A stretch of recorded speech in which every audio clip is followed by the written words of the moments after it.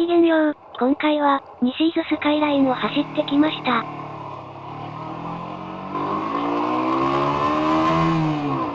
だるま山高原レストハウスからスタートです。加速時の、ンバーっていう音がいいですね。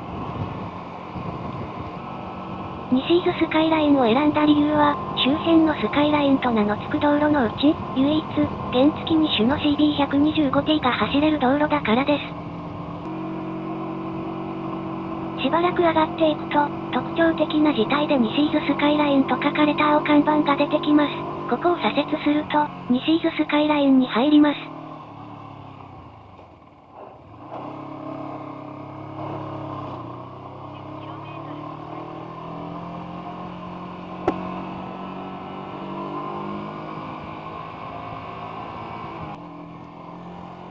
かつては有料道路でしたが、現在は県道127号線の一部となっており、戸田峠から戸井峠までの約 10km の区間です。西伊豆の稜線上を走る景色の良いワインディングロードで、人気のツーリングスポットです。この日も、結構な台数のバイクとすれ違いました。制限速度は全区間で 40km 毎時です。二輪の事故も多いようですので、ゆっくりと楽しみましょう。そういった意味でも現にツーリングにはうってつけだと思います。さて、公道復帰を果たした CB125T ですが、色々交換した足回りなどは問題なさそうです。エンジンは燃料添加剤を使っているくらいで、触ってないのですが、とりあえずオイルも漏れてないですし、上まで回っていると思います。ただ、少しカチャカチャ機械音がしていると思うので、タペットクリアランスの調整はした方がいいのかもしれません。あと分かっていることとしては、フロントフォークのオーバーホールと、割れているテールカウルの補修、曲がっているクラッチレバーの交換があります。それと、リア周りからキコキコ音がするので調べたらプロリンク固着が持病のようです。分解してグリスアップが必要らしいです。いずれも徐々にやっていけたらと思います。ただ、攻めるような走りをしないということもありますが、そもそもあまり違いがわからないタイプなので、サスペンションがへたっているという感覚はわかりません。というか、走り自体も、これの前に乗っていたセロー250に比べてちょっとパワーがないかなと思いますが、それ以外はあまり違いはわからないですね。まあ、そのくらいの感覚なので、もしかしたら、ここ調子悪いじゃん、というところを見逃している可能性もあります。それはさておき、この CB125T、乗っていてとても楽しいです。街乗りなら案外5000から6000回転まででも走れますし、2速で11000回転まで回しても約 60km 毎時ですから、制限速度内で高回転まで使うことができます。こういう山道もいいですが、普通の街中が楽しいです。ちなみにこの西伊豆スカイラインは、目的地に移動するということだけを考えると、別のルートがあるため、交通量はそこまで多くありません。この日は週末でしたが、ご覧の交通量です。さて、そろそろ喋ることがなくなったので、12分40秒ほどまでひたすら走行動画になります。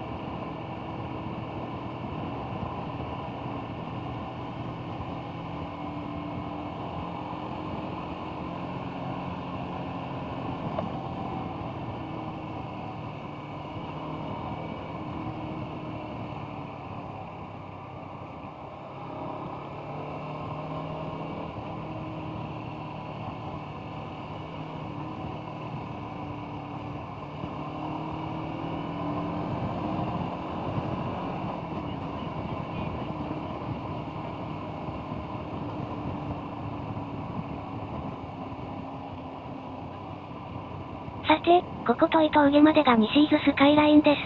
ただ、この先も西名峠くらいまで 8km ほど、同様の稜線上を走る道が続きます。この日は、その先にある西天城高原、牧場の家までアイスクリームを食べに行きました。西名峠から道なりに下っていきます。すぐに赤い屋根の建物が見えてきます。到着しました。傾斜があるため、駐車の際はお気をつけください。